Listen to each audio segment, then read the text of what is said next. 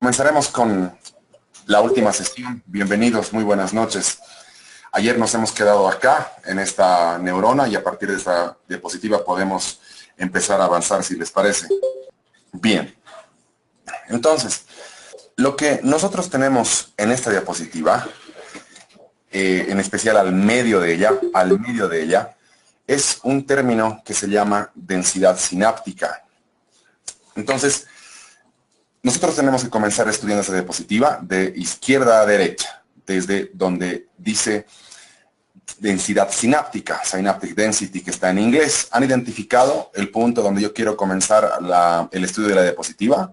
Como ustedes ya están seguramente viendo, la densidad sináptica aumenta de acuerdo a las etapas de desarrollo de los seres humanos. En la etapa, y las etapas de desarrollo además están también al medio de la diapositiva, ¿no? Entonces, la etapa prenatal, la etapa de infancia, la etapa de la infancia posterior, digamos, la infancia tardía o la niñez, después la adolescencia y después la adultez, para luego entrar a la adultez mayor. Entonces, los gráficos que ustedes pueden ver ahí, que parecen árboles, representan más bien la densidad sináptica. Ahora, ¿qué es la densidad sináptica? Se refiere a dos elementos, ¿no? Uno, la capacidad de las dendritas de mantenerse unidas entre sí, dendritas de neuronas distintas, ¿verdad? Y dos, cómo esa unión se mantiene constante en el tiempo. Entonces, les repito, el concepto de densidad sináptica se refiere a la capacidad de las dendritas de mantenerse unidas entre sí, ¿no? Que es la huella del aprendizaje, y el segundo elemento es cómo esa unión se mantiene constante en el tiempo. Como ustedes están viendo, la densidad sináptica tiene una etapa en nuestro ciclo vital que es donde más críticamente, donde más importantemente se va a desarrollar la densidad sináptica, ¿sí? Entonces, en la columna, digamos, en la parte donde dice childhood, que es la niñez, ahí ustedes pueden ver que existe mayor densidad sináptica en comparación a otras edades, en comparación a otras etapas del ciclo vital. ¿Y por qué es eso? Porque la niñez es la etapa más crítica donde se debería desarrollar mayor densidad sináptica. No solamente eso, no solamente en la niñez es donde se desarrolla mayor densidad sináptica, sino también existe el hecho de que si en la niñez no se desarrolla densidad sináptica, en las demás etapas va a ser difícil, no imposible, pero va a ser difícil que esta propiedad de las neuronas se desarrolle. Como ustedes están viendo acá, ¿sí? La niñez es la etapa más crítica en cuanto al desarrollo de la densidad sináptica, porque además, como les estaba explicando hace un momento, sirve para que en otras etapas del ciclo vital la densidad aumente o se mantenga constante. Entonces, lo que ustedes pueden ver acá es una fotografía de positrones, donde las neuronas que están en verde, o lo que está teñido de verde, son impulsos eléctricos, excitatorios, impulsos eléctricos que están viajando a lo largo de la corteza cerebral, y lo que ustedes pueden ver en rojo son neuronas postsinápticas inhibitorias que están recibiendo los impulsos eléctricos de las neuronas excitatorias, ¿sí? Entonces, cuando estaba armando el curso, he querido, digamos, ilustrar lo que ustedes han visto acá de densidad sináptica, digamos, de una manera un poco más real.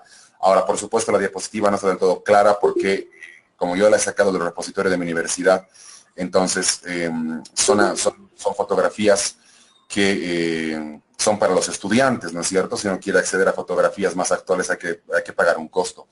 Pero lo que quiero que ustedes vean, digamos, en esta misma diapositiva, es cómo las dendritas hacen sinapsis entre sí. Y esa sinapsis debería mantenerse unida, porque esa sinapsis unida, ¿no es cierto?, cualifica al cerebro a que en las siguientes etapas del ciclo vital el cerebro pueda seguir aprendiendo y pueda seguir progresando y pueda seguir evolucionando. El cerebro es el único órgano que se puede rediseñar a sí mismo. Ahora, quiero comentarles en esa diapositiva un estudio que he leído de un neurocientífico que se llama Eduardo Punset, lo he leído hoy en la mañana.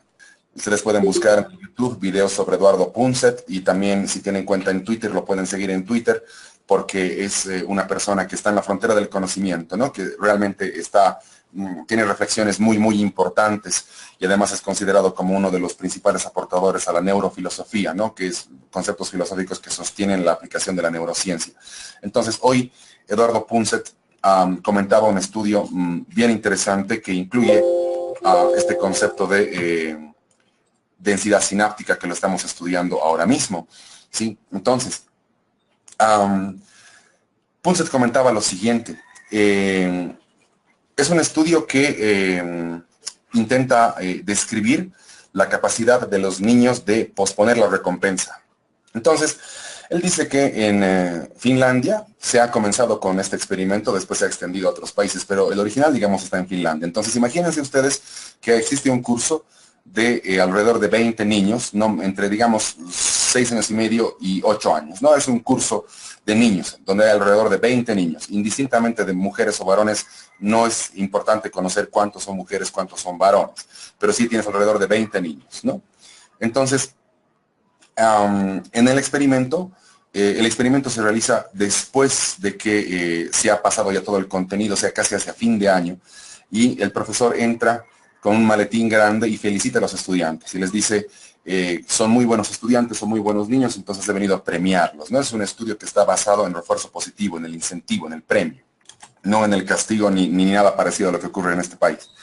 Entonces, el profesor les dice, he venido a premiarlos porque han sido muy buenos estudiantes o muy buenos niños y saca paletas de dulce, ¿no? Que en ese contexto, digamos, cultural, pues son elementos de premio. Entonces, saca paletas de dulce y les dice a los niños, les voy a repartir a cada uno de ustedes una paleta de dulce. Pero, si ustedes pueden resistir la tentación o reprimirse o inhibirse de comer la paleta en 15 minutos, si por 15 minutos ustedes no comen la paleta, tienen derecho a otra paleta más, o sea, en total 2 paletas.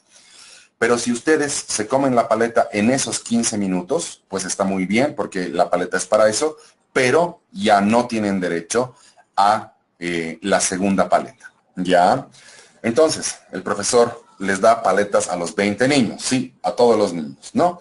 Y según lo que Eduardo Punset comenta, 4 de cada 10 niños, o sea, digamos en un 40% de niños, lo que van a hacer es no resistir la tentación, no resisten que la paleta esté enfrente de ellos y se la comen. 4 de cada 10.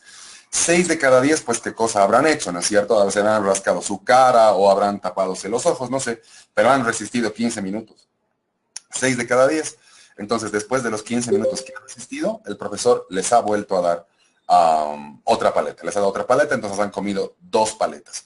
6 de cada 10 han resistido la tentación, han podido resistir el hecho de que la paleta esté enfrente de ellos, pero 4 de cada 10 no han podido y se las han comido en los siguientes 15 minutos.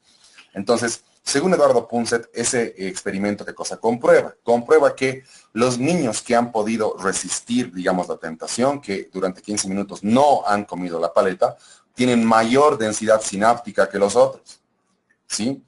6 de cada 10 niños que han podido resistir la tentación tienen mayor densidad sináptica que los otros 4 que no han podido resistir. Los otros 4 aparentemente bueno, han comido la paleta en los 15 minutos que el profesor les ha dado. Pero, ¿cuál es el punto del experimento? El punto del experimento es que los niños que pueden posponer la recompensa, entonces tienen mejores habilidades para conseguir trabajo que aquellos que no pueden posponer la recompensa.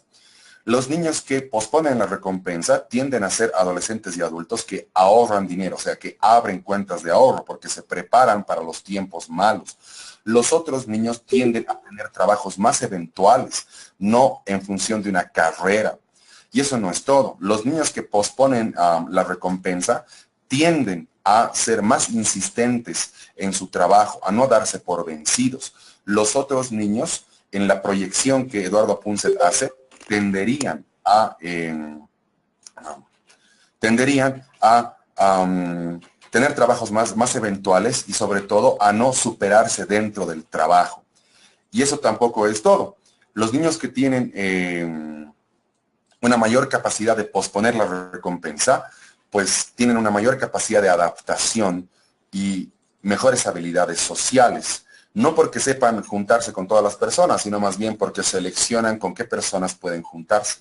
Los niños que no posponen la recompensa, pues tienden a tener relaciones sociales pobres, habilidades sociales pobres y además, bajas notas en materias clave. Entonces, si nosotros, por ejemplo, podemos relacionar ese experimento con lo que ocurre con nuestra infancia o con lo que nosotros vemos en nuestro trabajo que ocurre con la infancia, pues digamos, cuando el papá le dice a un hijo, si haces tal cosa, te lo voy a comprar tal otra cosa, no está posponiendo la recompensa, no le está dando la idea al niño del esfuerzo o del mérito, de que poco a poco se consiguen las cosas. Y eso repercute en jóvenes que cuando entran a la universidad, lo único que hacen es pedir y criticar. No aportan, no tienen una visión realmente crítica constructiva de su realidad universitaria. Hoy, por ejemplo, en una actividad extra que he organizado con los estudiantes de psicología de primer año, pues uno de ellos hablaba de que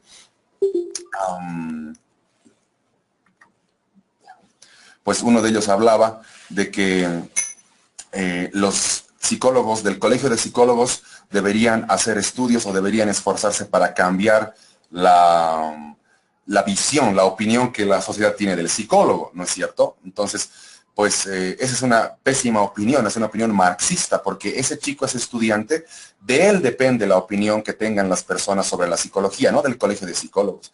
Entonces, las personas que no pueden posponer la recompensa tienden a pedir y tienden a exigir cosas que no se les puede realmente dar.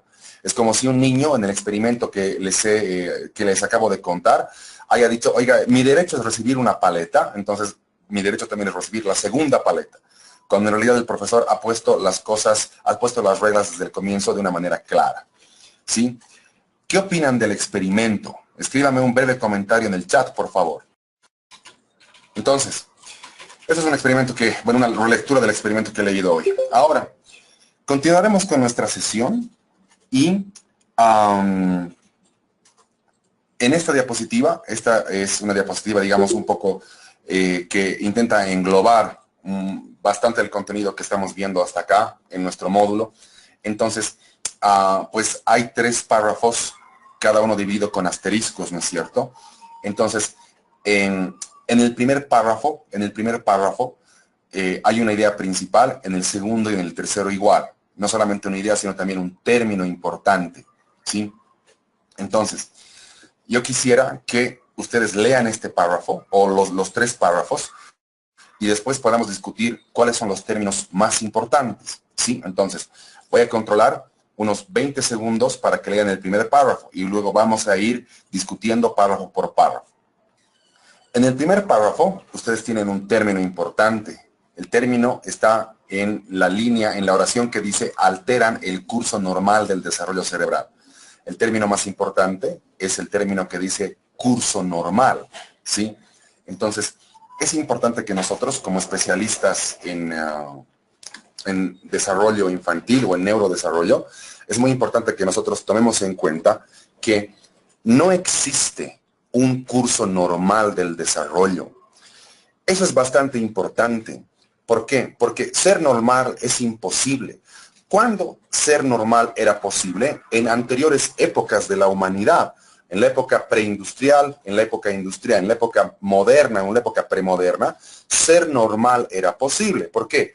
Porque ser normal, por ejemplo, se refería a lo que hacía la mayor cantidad de personas. Se llama normalidad estadística. Lo que hacía la mayor cantidad de personas era lo normal que una persona haga. O también ser normal era pertenecer al grupo social mayoritario, ¿sí? Por ejemplo, en la mayoría de los cursos en psicología, tanto en la UMSA como en la católica, la mayoría de estudiantes son mujeres. Entonces, se podría considerar normal que se hable de las psicólogas y no se hable de los psicólogos. Se podría considerar también normal que al hablar de las psicólogas, uno también está hablando de los psicólogos. Entonces es normal ser mujer en la carrera de psicología. Pero el hecho de que se siga hablando en este tiempo de la normalidad y nos invita a nosotros a considerar qué cosa es lo normal. Y la invitación del módulo, la propuesta del módulo es empezar a pensar de que ser normal es algo imposible. No se puede ser normal. En especial desde que en neurociencias ha surgido un término que se llama neurodiversidad. La neurodiversidad entiende, por ejemplo, estimados muchachos y muchachas, el diseño de la corteza cerebral es distinto en todos los seres humanos. No hay ningún ser humano que tenga la misma huella cerebral ni el mismo diseño de la corteza cerebral en todo el mundo. No existe. La corteza cerebral es parecida a la retina o a las huellas digitales, en cuanto y en tanto son totalmente incomparables en los seres humanos. Entonces, cada ser humano es irrepetible, cada ser humano es incomparable, cada ser humano es único. Y si tomamos evidencias neurocientíficas de eso, podríamos llegar a la conclusión de que en el transcurso de nuestra historia como seres humanos no ha habido ninguna persona igual a nosotros y no va a existir una persona igual a nosotros. Entonces, ¿qué es ser normal, por ejemplo? Es una pregunta que antes la filosofía solamente discutía, pero desde que las neurociencias le han enseñado a la psicología a que debe dirigir sus recursos y sus esfuerzos para potencializar a las personas y no para diagnosticar a las personas, la psicología ha empezado a pensar de que ser normal es realmente imposible, porque ya no se puede definir con exactitud qué cosa es una persona normal. Pueden existir algunos marcadores como coeficiente intelectual, como por ejemplo habilidades sociales, como por ejemplo hacer ciertas cosas a cierta edad. Pero aún así, ser normal está en constante construcción y en constante cuestionamiento. Por ejemplo, hace no más de 50 años, lo normal era que los millonarios sean varones de una edad avanzada. Era prácticamente imposible que mujeres y varones jóvenes sean millonarios, mucho menos multimillonarios. Pero ese es un fenómeno que se está no normalizando, pero está ocurriendo en nuestra época. Mark Zuckerberg tiene 30 años. Por ejemplo, escuchen esto. En Noruega hay una chica que diseña ropa de invierno y de verano para chicas y que ha empezado a diseñar ese tipo de ropa a sus 15 años. Ahora tiene 19 años y tiene una fortuna de alrededor de 1.500 millones de euros, porque es muy buena haciendo lo que hace. Entonces, en términos de los millonarios, las cosas han cambiado, por ejemplo. Ahora, lo normal, digamos, es ser millonario joven, incluso ser millonario también mujer. Hace bastante tiempo atrás, mujeres no jugaban al fútbol, ahora juegan con un talento, con una preparación casi envidiables. Por ejemplo, en el premio Puskás, que es el premio que se entrega a los mejores goles de la temporada, el tercer premio se ha llevado el gol de una chica en un campeonato mundial, porque es un golazo realmente. Entonces, hay que empezar a cuestionar qué cosa es lo normal. ¿Les parece que pasemos al segundo razonamiento? Igual 20 segundos para leerlo. En el segundo razonamiento, el término más importante está en la última oración que se llama multiplicidad. ¿Sí? En la multiplicidad, lo que nosotros encontramos es que por mucho tiempo, por muchos años, la psicología y la neuropsicología han intentado encontrar las causas de las patologías, en especial, digamos, de los trastornos de aprendizaje. Entonces, muchos padres, muchos clínicos, muchos profesores intentan encontrar las causas, porque su razonamiento es un razonamiento newtoniano, es un razonamiento lineal, es un razonamiento mecanicista, en el sentido de que si vos encuentras la causa, eliminas la consecuencia. Ese es un razonamiento que Newton ha puesto de moda en la física, y de la física se ha transmitido a las demás ciencias, incluida la psicología. Y ese pensamiento ya está siendo derrotado, está siendo apartado por un tipo de pensamiento que se llama pensamiento complejo o pensamiento sistémico, que nos invita a entender de que para un efecto existe una multiplicidad de causas. Estamos en una etapa donde ya no se puede decir que la causa de la dislexia es A o que la causa del TDAH es B. No se sabe. La ciencia por primera vez está entendiendo de que como existe una multiplicidad de variables, el esfuerzo de las personas especialistas como ustedes no está en diagnosticar ni está en buscar las causas, está en potencializar a las personas. No se preocupen, estoy viendo las preguntas que están haciendo, las voy a discutir después de que terminemos de hablar de esta diapositiva. Entonces, no pierdan su tiempo diagnosticando. El diagnóstico es un punto de partida. El diagnóstico es una manera de entender una parte de la realidad de las personas. Lo que se hace en psicología es diagnosticar lo malo. Hay muy pocos instrumentos, muy pocos abordajes teóricos para diagnosticar lo bueno, aquello bueno que pueden hacer las personas, aquellos recursos que pueden movilizar para salir adelante, por ejemplo. Entonces, al entender de que existen multiplicidad de variables que explican un trastorno de aprendizaje, por ejemplo, entendemos de que ya no es bueno razonar en términos de causa y efecto. Es más, pues para matizar este punto, en las charlas que se dan en Inglaterra con respecto a emprendedurismo empresarial, se tiende a enfatizar, no es una regla, ¿no es cierto?, pero se tiende a enfatizar de que uno va a ser buen empresario si es que se enfoca en el aquí y en el ahora y en el futuro. Les aconsejan a los empresarios no pensar tanto en el pasado, no sobrepensar, no sobrevalorar la influencia del pasado malo, porque aparentemente muchos emprendedores lo que hacen es analizar los errores del pasado para hacer un nuevo producto. Y casi siempre se cuenta en estos seminarios que Steve Jobs, por ejemplo, cuando ha inventado la tablet o el iPhone o el iPod, pues no se ha puesto a pensar en qué productos han fracasado. Se ha puesto a pensar en qué cosa necesita la gente, que es distinto. Entonces la gente necesitaba un aparato que sea liviano, un aparato que sea fácil de manejar, un aparato que sea amigable al momento de poder utilizarlo, que sea fácil de cargarlo, que sea fácil de, además, manipularlo. Entonces ha creado lo que nosotros ya prácticamente se tiene en todo el mundo, que es el smartphone. Así que el hecho de saber que hay una multiplicidad de variables que determinan un diagnóstico implica que ahora el énfasis está en las potencialidades de las personas y no tanto en los defectos o cosas que no pueden hacer. Nos concentraremos en leer el siguiente párrafo y después respondemos a las preguntas. Igual 20 segundos. Bien, entonces acá lo que tenemos que juntar son dos términos. El término de primera infancia, que está en la tercera línea, y el término de alto riesgo, que está en la cuarta línea. Eso hay que juntarlo. Y obviamente al juntar esos dos elementos, uno tiene que, la primera infancia es de alto riesgo. Entonces les voy a contar una afirmación de un psiquiatra que se llamaba Sigmund Freud. O lo que es lo mismo decir, el adulto de hoy se explica por el niño de ayer. Es lo mismo. Entonces, la primera infancia es una etapa absolutamente crítica para que el cerebro no solamente pueda consolidar aprendizajes o madurar, para que el cerebro entre en una fase que se llama la fase de aprestamiento, en la cual el cerebro tenga los recursos necesarios para encarar la escuela, para encarar los desafíos de la vida.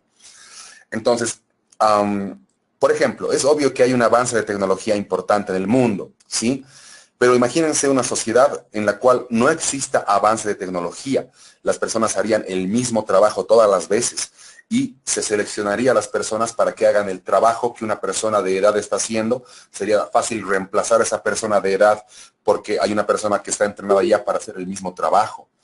Eso, gracias a Dios, no ocurre, solamente ocurre en países comunistas, pero en el resto del mundo no ocurre. Y no ocurre porque mientras mayor énfasis, mayor inversión y mayor cuidado la sociedad tenga con respecto a la infancia, menos riesgos de patologías graves va a tener el adulto. Es importante entender además de que en la fase de aprestamiento del cerebro, el cerebro se prepara para aprender, se prepara para afrontar, y esa preparación ocurre en los primeros años de vida. Y en este punto es importante recalcar también la relación que el niño tiene con su madre, de la cual ya hemos hablado en las anteriores clases. Ahora, volviendo al punto. En sociedades donde no existe la fase de aprestamiento, donde el cerebro no se prepara para aprender, se consiguen pésimos resultados académicos en el sistema educativo.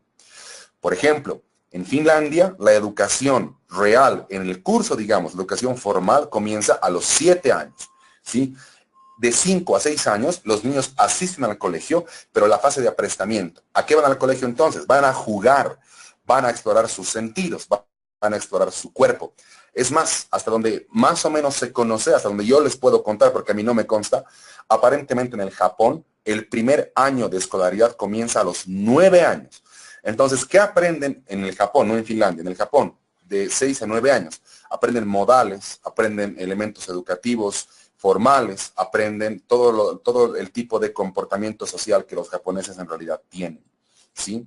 Entonces, en conclusión de este tercer párrafo, la primera infancia es de alto riesgo para la fase de aprestamiento a la escuela. Livia, no creo que haya otro término para referirnos a la normalidad, porque el propio término normalidad está siendo cuestionado. Pero ¿en qué cosa te puede ayudar Livia? Hay que pensar en normalidad no como un conjunto de requisitos que hay que cumplir. Hay que pensar en normalidad, Livia, como un espectro de normalidad. Esa es precisamente el aporte, uno de los aportes más importantes de la neurodiversidad. Pensar en un espectro de normalidad, pensar en límites de normalidad, en límites dentro de los cuales pueden entrar la mayoría de las personas. Mica, atípico quiere decir que no es normal, que no es común, algo atípico, que no es normal. Por ejemplo, es atípico que el monobloc no esté tomado por alguna facultad. Normalmente está tomado por alguien. Entonces, es atípico, por ejemplo, que el Evo Morales no insulte a la gente o no tuitee a las 4 de la mañana, por ejemplo. Normal sería que un presidente trabaje. Atípico significa que no es normal. Ahora, estamos entrando a la fase final ya de nuestro módulo, estamos entrando a las últimas diapositivas, ¿sí? No, Livia, el sistema educativo que tenemos no incluye el aprestamiento cerebral como parte del mismo proceso. Directamente el niño ingresa a leer y a escribir y a aprender cantidades y no existe esa fase de aprestamiento, no solamente porque seguramente no está tomada dentro del currículum, ¿no es cierto?, sino porque los que hacen el currículum ignoran elementos básicos de desarrollo cerebral, ¿sí? Es como si yo me pusiera a dirigir una construcción, yo ni siquiera sé cómo se mezcla el cemento. Entonces, el hecho de ignorar o de no tomar en cuenta elementos del desarrollo cerebral hace que nuestro sistema educativo simplemente sea ideológico y esté basado solamente en intuiciones de los burócratas. Entonces, como les estaba contando, pues ya estamos ingresando a la parte final de nuestro módulo. Ahora, ustedes tienen en el primer razonamiento de nuestra diapositiva una pregunta. La pregunta es, ¿de qué es capaz nuestro cerebro? Entonces, esa pregunta, les comento en el segundo razonamiento, pues ha sido respondida casi siempre en términos cronocéntricos. Entonces, por ejemplo, si nosotros viajamos al pasado y estamos en la época de Albert Einstein, y le preguntamos incluso a Albert Einstein de qué es capaz nuestro cerebro, nos va a dar una respuesta que es válida solamente para ese tiempo. Si avanzamos un poco en el tiempo, ¿no? Y digamos nos vamos a 1970, donde aparecen las ciencias cognitivas y tenemos a Beck, a Ausubel, también tenemos a Brunner, por ejemplo, les preguntamos lo mismo. ¿De qué es capaz nuestro cerebro? Nos van a dar una respuesta, pero esa respuesta es solamente válida para ese tiempo. A eso me refiero con el término cronocéntrico, que solamente es válido para ese tiempo. Entonces, si nosotros ahora mismo nos preguntamos de qué es capaz nuestro cerebro, la respuesta de igual manera va a ser cronocéntrica. Eso quiere decir que nosotros no podemos predecir de qué va a ser capaz nuestro cerebro cuando nosotros ya no estemos en este mundo. Y quizás tampoco podemos predecir la capacidad de nuestro cerebro cuando nosotros seamos abuelos, por ejemplo, y nuestros nietos ingresan a la universidad a estudiar quién sabe qué nuevas carreras, ¿sí? Entonces, nunca hay que subestimar el potencial de nuestro cerebro. Nunca. No es que el cerebro se autocura, es que tiene neuroplasticidad. No es que el cerebro se protege, es que tiene retracción dendrítica. ¿A qué me refiero? Me refiero a que el cerebro tiene su propia programación para evolucionar y no se sabe a dónde nos puede llevar la evolución cerebral. ¿Sí? Uno de los elementos más importantes de una universidad seria es que los docentes, por ejemplo, a tiempo completo, deberían dedicarse, digamos, entre otras cosas, a crear nuevas áreas de conocimiento. De tal manera que esas nuevas áreas de conocimiento se conviertan en materias y el currículum se autoactualice en la medida en que se crean nuevas áreas de conocimiento. ¿Por qué eso es importante? Porque si los currículums de las universidades no se actualizan, los jóvenes pierden habilidades de inserción laboral y por lo tanto tienden a trabajar de manera eventual o a sobretrabajar en trabajos de tiempo completo. Entonces, no hay que subestimar la capacidad del cerebro para progresar. Pero nosotros, ¿por dónde podemos empezar a estudiar nuestro cerebro? Y por eso aquí ustedes tienen esta diapositiva, ¿sí? Donde los distintos hemisferios están pues coloreados con distintos colores. Entonces, yo les propongo que ustedes puedan comenzar su estudio del cerebro a partir de simplemente saber qué funciones se realizan en los distintos lóbulos.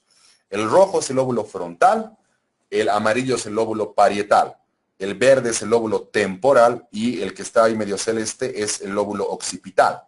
Entonces, nosotros podemos ingresar a tener cierto conocimiento con respecto al cerebro a partir de saber qué funciones cumplen los lóbulos.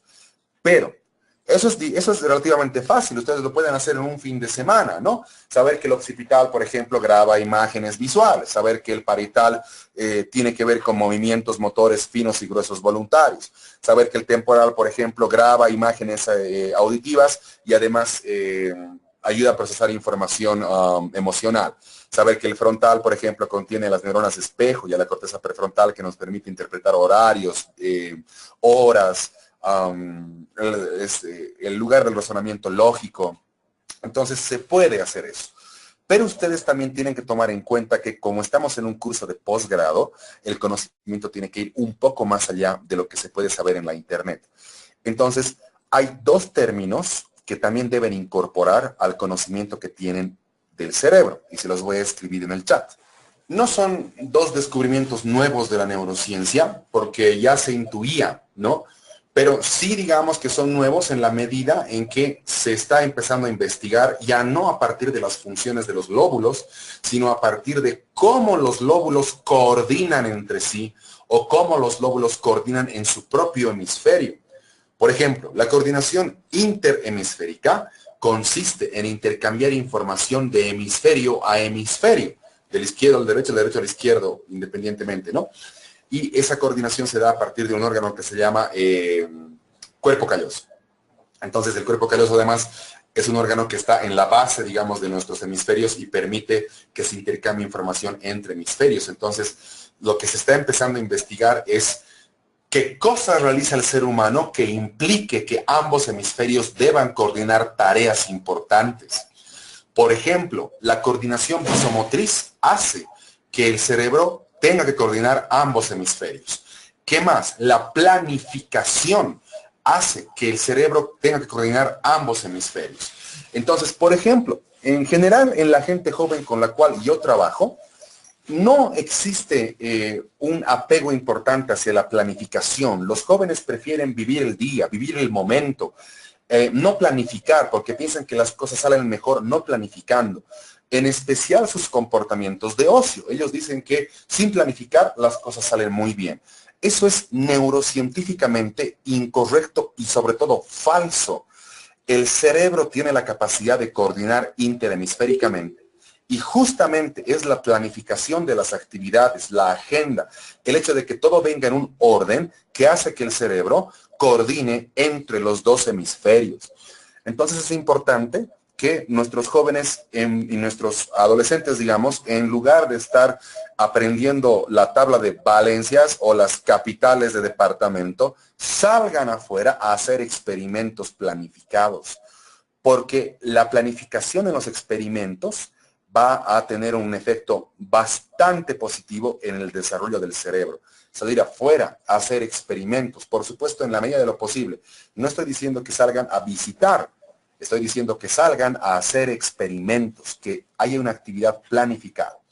Y el segundo término es la coordinación intrahemisférica. Existen actividades en las cuales porciones de los lóbulos, la porción del frontal, la porción del parietal, la porción del temporal y la porción del occipital van a coordinar entre sí solamente en un solo hemisferio. Por ejemplo, se está empezando a descubrir que cuando una persona es rechazada afectivamente, o sea, cuando digamos has descubierto que te habían bloqueado en el WhatsApp, o cuando, por ejemplo, tu pareja te termina muy violentamente, el cerebro genera una emoción que en términos de intensidad es igual o superior a la intensidad generada por una quemadura en la piel. Y aparentemente los eventos negativos son procesados por niveles de coordinación intrahemisférica. Aparentemente el cerebro no coordina sus dos hemisferios cuando está procesando eventos negativos. Y eso está bien, si fuese verdad eso está bien, porque así significa que el evento negativo no invade al otro hemisferio y por lo tanto el cerebro se protege de esa manera. En esta diapositiva, los 3 primeros razonamientos, pues se los conoce ya hace mucho tiempo, ¿no? Que el cerebro recibe información sensorial constantemente, incluso cuando está durmiendo, por ejemplo, el cerebro igual nomás recibe información sensorial, si no sería incapaz de despertarse. Que el cerebro controla la respiración y el corazón, y que, por ejemplo, el cerebelo es responsable del equilibrio. Esas son cosas que se conocen. Las pongo ahí, simplemente porque quiero introducir 2 puntos importantes. Lo más importante de esta diapositiva está en los 2 últimos puntos, ¿sí? Por ejemplo, en una disección que se ha hecho en el cerebro de Einstein, se ha descubierto que el cerebro de Einstein tenía el 35% más grande, era más grande en la corteza prefrontal, justamente en la parte del cerebro que controla el razonamiento lógico, inferencial y deductivo. El cerebro de Einstein no era más grande en toda su extensión. En esa parte, en la corteza prefrontal, sí lo era, y además en un tercio más que en otros cerebros. Y además ubiquen el último razonamiento. El cerebro de los atletas profesionales es más grande en la corteza motora primaria y secundaria. Eso es obvio porque los atletas profesionales viven de un movimiento planificado, viven además de ser, digamos, deportistas. Y el deporte implica movimientos finos y gruesos, voluntarios. ¿Qué cosa les quiero enseñar con esta diapositiva? Les quiero enseñar que dependiendo de la habilidad que uno tenga, dependiendo del talento que uno haya desarrollado, el cerebro va a tener más neuronas y sus neuronas van a ser más poderosas en esa parte del cerebro que controla ese talento. Por ejemplo, yo no soy deportista profesional, no soy futbolista profesional, pero digamos que futbolistas profesionales podemos nombrar a Ronaldo, a Messi, Iniesta, Mbappé, Neymar, etc. Entonces, estos atletas profesionales, las neuronas de su corteza motora van a ser más grandes que la mía. Sus axones van a ser más gruesos que los axones de mi propia corteza motora. Y además van a estar más mielinizados en comparación a mi propia corteza motora, porque el cerebro refleja el talento de las personas de manera física. Muy bien. Entonces, te voy a dar la oportunidad de que leas esta diapositiva, la que acabo de colocar, y si tienes alguna pregunta o alguna observación, me la hagas por el chat. Son 5 datos, 5, digamos, observaciones, y te voy a invitar a que me digas cuál de ellas te parece más interesante. Los efectos, Ana Paula, de la depresión sobre el cerebro son horrorosos. La depresión no solamente tiene esos efectos, ¿no es cierto?, sino también mata neuronas. Se incrementan, además, los neurotransmisores inhibitorios, como todos los que pertenecen a la familia del GABA, y por lo tanto existe una disminución total, casi total, de los comportamientos que reportan placer. Sí, cuando uno duerme en la fase REM, se consolida el aprendizaje. Las nuevas sinapsis que se han hecho son bombardeadas por fósforo cuando una persona está durmiendo y por lo tanto esas nuevas sinapsis y conexiones que se han realizado a lo largo del día son reforzadas para que las personas nos acordemos de eso en la mañana. Cuando el cerebro está durmiendo es quizás cuando más activo está, incluso en comparación a ciertos tiempos en el día. Sí es Victoria, la cantidad de neuronas destruidas por cada 5 segundos es brutal, pero no alcanza nunca a 86.000 millones o a 150.000 millones. Además, considera Victoria que las neuronas se pueden regenerar a partir de una célula que se llama astrocito. Melissa, justo es lo que acabo de explicar. Cuando en el día uno aprende algo, ese aprendizaje se refleja físicamente en la unión de nuevas neuronas, ¿sí? Y eso quiere decir que esa unión de nuevas neuronas, Melissa, se llama huella anémica. Y esa huella anémica tiende a desaparecer mientras no se repase, mientras no se repite el aprendizaje, porque las neuronas están ocupadas también en otras cosas, tienen que administrar varias partes del cuerpo y además tienen que seguir aprendiendo. Pero cuando uno, el sueño tiene 5 fases. Cuando uno ingresa a la fase 3, a la fase de sueño de rápido movimiento de los ojos, sueño REM, que se llama en inglés es Rapid Eye Movement, entonces en esa fase el cerebro, digamos que hace como un escaneo de las nuevas sinapsis que se han hecho en el día. Y a todas ellas las va a bombardear con fósforo para que las dendritas se mantengan unidas. Y eso es lo que hace que el aprendizaje se consolide. No, una neurona cada 5 segundos, claro que sí. Pero lo que pasa es que muchas neuronas mueren, Litsi, porque defienden a otras neuronas. Muchas neuronas también mueren porque lo que más mata a las neuronas Litsi es el estrés y la depresión, por supuesto, pero digamos que si se llama depresión es estrés. El estrés es una fuerza brutalmente poderosa. El estrés satura el trabajo de las neuronas y las neuronas revientan desde adentro o se mueren. O lo que también mata a las neuronas Litsi es el hecho de estar completamente apurado, hacer las cosas sin pausa, estar completamente activado con adrenalina. La adrenalina Litsi quema a las dendritas y paulatinamente las neuronas dejan de comunicarse entre sí y a la larga van a morir. Otro elemento que mata a las neuronas es la disminución de horas de sueño. Las personas deberían dormir entre 8 horas y media y 9 horas y media o incluso 10 horas. Es lo que el cerebro necesita para dormir.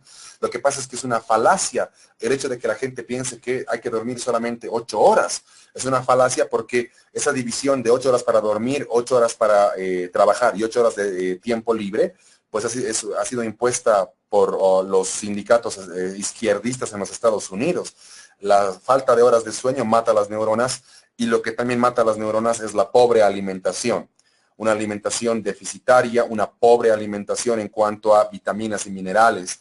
En realidad, los vegetarianos, pues, nunca han podido comprobar que solamente consumiendo vegetales el cerebro trabaja de la misma manera que teniendo una dieta balanceada. Lo que se conoce, por ejemplo, acerca del veganismo es que el cerebro, solamente cuando el cuerpo consume vegetales, el cerebro se protege y saca todos los nutrientes posibles de los vegetales hasta que llega un punto en la vida de esas personas que van a tener que sustituir por elementos químicos como pastillas lo que no han podido obtener de la carne que no han querido comer. Esos elementos matan a las neuronas, Litsi. Ninoska, hay distintos tipos de clasificación de las neuronas. Un tipo de clasificación son neuronas excitatorias e inhibitorias. ¿Qué significa eso? Significa que van a haber neuronas que van a activar procesos, como por ejemplo la respiración, las funciones cardíacas, el habla, el pensamiento, el movimiento. Pero el sistema nervioso, Ninoska, siempre funciona con homeostasis, es decir, siempre tiende al equilibrio. Por lo tanto, si has activado, tienes que inhibir, o si has inhibido, tienes que activar. Entonces, también van a haber un grupo de neuronas, en especial en el sistema nervioso parasimpático, cuyo único trabajo es desactivar aquello que se ha activado. Por ejemplo, es reabsorber la adrenalina, es causar sensación de sueño, porque su trabajo es inhibir aquello que se ha activado, Ninoska. La regeneración, Marcelino, no es proporcional a la cantidad de neuronas destruidas. Porque a nosotros no nos interesa la cantidad bruta de neuronas que hay en el cerebro, nos interesa la cantidad de conexiones que hay en el cerebro, estimado Marcelino. Por ejemplo, en esta diapositiva, donde tú tienes la densidad sináptica, lo más importante es la cantidad de conexiones que las neuronas establecen entre sí, no la cantidad de neuronas por sí misma. Entonces, lo que nos tiene que preocupar es que las neuronas no se conecten. No nos preocupa tanto cuántas neuronas se pierden. Victoria, las neuronas no se reproducen, pero sí se regeneran. Es un mito bien extendido en las personas, incluso en los docentes universitarios, Victoria, que piensan que las neuronas no se regeneran. Es horroroso. Estamos en la época falta que demos clases como en el planeta de los simios, porque el hecho de que las neuronas se regeneren, ¿sí? Se ha descubierto en los años 50 de manera teórica y en los 80 se ha comprobado en investigaciones en laboratorio. Entonces, Por supuesto que las neuronas se regeneran como cualquier otra célula. Lo que pasa es que las neuronas no se pueden reproducir, Victoria, porque les falta centriolos, y los centriolos lo que hacen es producir la mitosis. Entonces las neuronas no pueden tener mitosis. ¿Un problema de aprendizaje puede explicarse a partir de un trastorno del sueño o no? Habría que ver, como hemos revisado en las diapositivas, Verónica, una multifactorialidad en el origen de los problemas de aprendizaje. Pero un trastorno del sueño, Verónica, siempre es contribuyente a la falta de adaptación de los niños en el colegio. En especial, el término que se llama terrores nocturnos, ¿sí? Entonces el niño se te levanta transpirado, se te levanta agitado, ya no puede conciliar el sueño y tiene sueño a lo largo del colegio, ¿no? Entonces, por ejemplo, uno de los puntos que hace aparecer, digamos, terrores nocturnos es no tener una ceremonia para poder dormir. De repente come y a la cama, ¿no? De repente come, vete y a la cama. O sea, no se acuestan con los papás. Voy a utilizar algo, digamos, demasiado ya prostituido, Verónica. El cuento de buenas noches, ¿no? El cuento de buenas noches es una ceremonia que prepara al cerebro para dormir.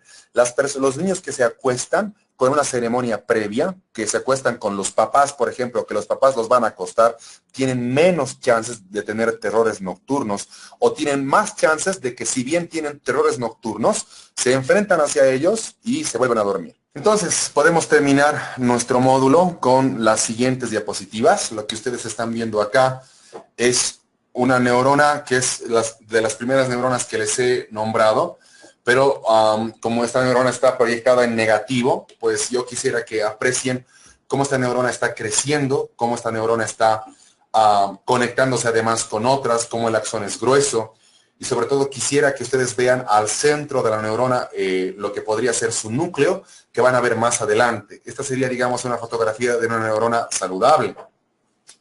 ¿Qué más podemos ver acá? Podemos ver cómo las neuronas se están comunicando entre sí. Entonces, a lo que quiero dirigir su atención es a donde está la flecha que dice terminal, ahí.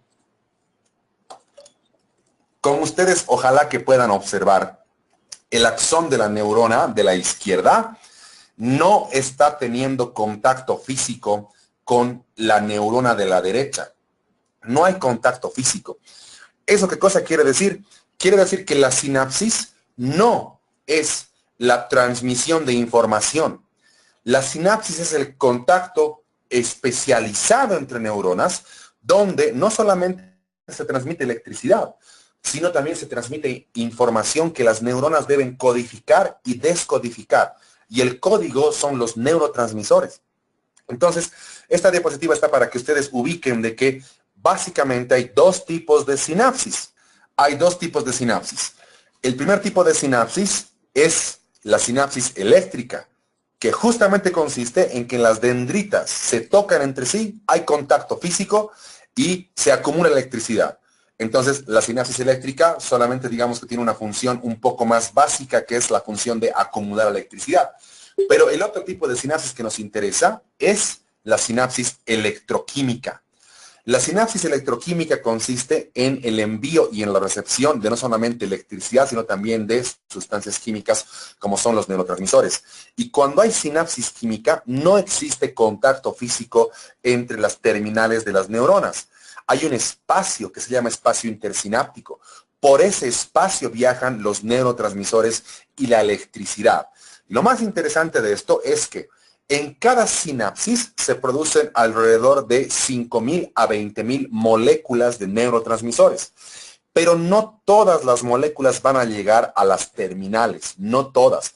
Algunas moléculas intentan salir, por ejemplo, de las neuronas, pero no salen, se quedan ahí y luego se degradan. Otras moléculas de neurotransmisores viajan por el espacio intersináptico y se degradan también ahí. E incluso algunas otras moléculas, neurotransmisores, ¿verdad? Dopamina, serotonina, llegan a la terminal, pero a veces no encuentran una apertura, entonces no excitan a la siguiente neurona. Como están viendo acá ustedes, las sinapsis electroquímicas no requieren de unión física. Verónica, depende de la parálisis, del tipo de parálisis cerebral, por ejemplo, si es hemipléjica, si es espástica, etcétera. Pero existe en las parálisis cerebrales, en especial en la enfermedad de Corea, por ejemplo, Verónica, un tipo de sustancia que se llama sustancia negra. La sustancia negra pues, se llama así por el color, obviamente, es un tipo de sustancia que se segrega en todo el sistema nervioso, que lo que hace es facilitar la comunicación entre las neuronas. Y un exceso de sustancia negra impide la comunicación entre las neuronas. Entonces las neuronas puede que existan, puede que estén físicamente sanas, pero no se comunican entre sí. Entonces, la pregunta que me haces se puede responder con más elementos que solamente la comunicación neuronal. Y ahí te lanzo uno que es la sustancia negra, Verónica. Es difícil sugerir algo, Livia, para el tipo de personas que tú me estás describiendo en este momento, ¿no? Porque con el contexto que tú me das ya no se puede practicar ni prevención ni promoción de salud. Pero de todas maneras hay que considerar que el cerebro siempre está programado para aprender. Entonces lo que yo te aconsejo es generar aprendizajes básicos vinculados a sensación de logro. Eso es importante. No generar aprendizajes útiles, generar aprendizajes básicos, pero vinculados con sensación de logro. La sensación de logro elimina el estrés en el cerebro, Livia. Y por lo tanto, hipotéticamente, se podría tener cierto tipo de aprendizaje significativo en las personas que tú describes. Esta es una imagen generada por computadora, o sea, es una fotografía que se ha intentado colorear y pues nos da una visión, digamos, más o menos real de cómo están distribuidas las neuronas en nuestro cerebro. Lo que quiero que aprecien de esta diapositiva es el núcleo que está en color verde o celeste oscuro, digamos, que ocupa casi todo el cuerpo de la neurona, a diferencia de otras células donde simplemente el núcleo es una parte del cuerpo de la neurona, ¿no? Es muy pequeñito. Entonces, ¿por qué el núcleo de la neurona es grande? Porque contiene ADN que puede mutar. El ADN de las neuronas muta, las proteínas se reordenan entre sí.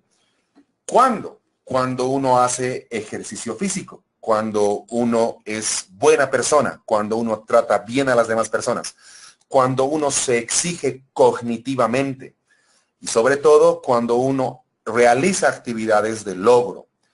Por eso el núcleo de la neurona es grande, porque permite la recombinación y el reposicionamiento de las proteínas que componen el ADN y por lo tanto las neuronas mutan.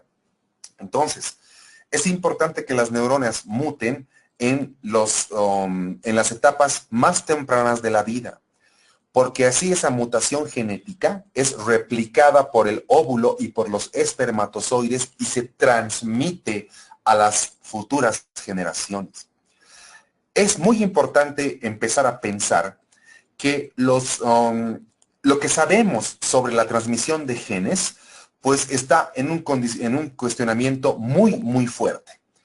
¿Cómo nosotros generamos niños más inteligentes que sus padres? Por ejemplo, en varias investigaciones, pues realmente se ha comprobado de que entre el 60 y el 70% de la inteligencia de un niño es heredada de la madre. Y por supuesto, entre el 60 y 70% de la masa muscular, de la belleza física, del potencial, digamos, físico de una persona es heredado del padre. Entonces, ¿cómo generamos niños más inteligentes? ¿Cómo generamos niños más empáticos? ¿Cómo generamos jóvenes más resilientes? Una de las posibles respuestas está en la genética conductual. No está en modelos educativos, no está en ideología política, está en estudiar cómo los genes se transmiten a las generaciones futuras. Y un medio para transmitir mejores genes es hacer que nuestros genes de las neuronas muten. Entonces, actividades cognitivas demandantes, ejercicio físico más o menos regular, altruismo, solidaridad, protección de los más débiles, hacen que los genes en las neuronas muten. Ahora, esta diapositiva es simplemente nominal, es para que ustedes se ubiquen qué tipos de neuronas existen según su forma, porque hay distintas clases de clasificación. Pero aquí ustedes tienen distintos tipos de neuronas según su forma. Es para que ustedes entiendan de que hay distintos tipos de clasificación neuronal, por su función, por la cantidad de neurotransmisores, por su forma. Y aquí tienen ustedes una diapositiva bien básica. Entonces, por ejemplo, Los cerebros de personas más inteligentes, como por ejemplo el cerebro de todos ustedes, tiende a tener estos 4 tipos de neuronas, pero más neuronas multipolares y más neuronas piramidales que o en comparación a neuronas unipolares y bipolares. Los cerebros de personas que no son tan empáticas o que son, digamos, que son proclives a conductas de riesgo, o cerebros, por ejemplo, de estudiantes que boicotean la clase o de colegas que no se actualizan, tienden a tener más neuronas bipolares y unipolares. Entonces, por ejemplo, ustedes pueden utilizar esta diapositiva pues un poco para referirse o indirectear a esas personas que no son particularmente inteligentes en su propio trabajo, ¿no? Les puedes decir, por ejemplo, a esa persona, mira, ese comentario, la verdad, parte de un cerebro con una mayoría de neuronas unipolares. Y no te va a ubicar, pero vos ya sabes que en un cerebro no muy avanzado hay mayoría de neuronas unipolares y bipolares y no tanto multipolares o piramidales. O cuando, por ejemplo, te gusta un comentario, una intervención o una iniciativa, tú le puedes decir a esa persona, oiga, ese comentario, muy buena onda, me parece que su cerebro tiene más neuronas multipolares, se nota, ¿no? Entonces, es para que tú utilices de esa manera, digamos, esta diapositiva, ¿sí?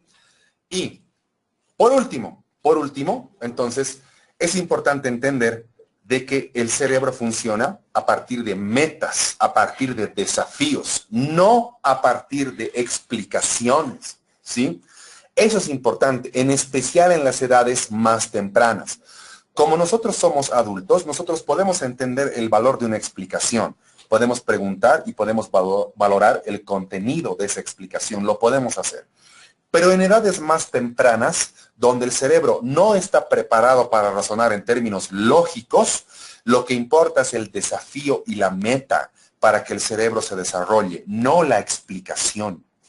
El primer consejo está en función de los niños. El segundo consejo está en función de nosotros como adultos. Lo que nos ayuda a tener un cerebro en mejor salud es la planificación, no dejar las cosas al azar, ¿sí? Y acá te pongo una afirmación del general Patton. El general Patton ha sido el general más exitoso en su campaña contra los nazis en la Segunda Guerra Mundial. Patton decía que no importa cuán al azar parezcan las cosas, siempre hay un plan detrás de ellas. O sea, si nosotros pensamos que las cosas han dado al azar, es mentira. Hay un plan detrás de ellas, ¿sí? Por ejemplo, yo nunca pensé realmente trabajar en clases de posgrado en la UNSA. Cuando me he postulado a la carrera de psicología, pues me han aceptado y me han invitado a dar un curso de invierno, entonces paulatinamente he empezado a clasificar, digamos, a estar donde ustedes y acompañarlos a ustedes.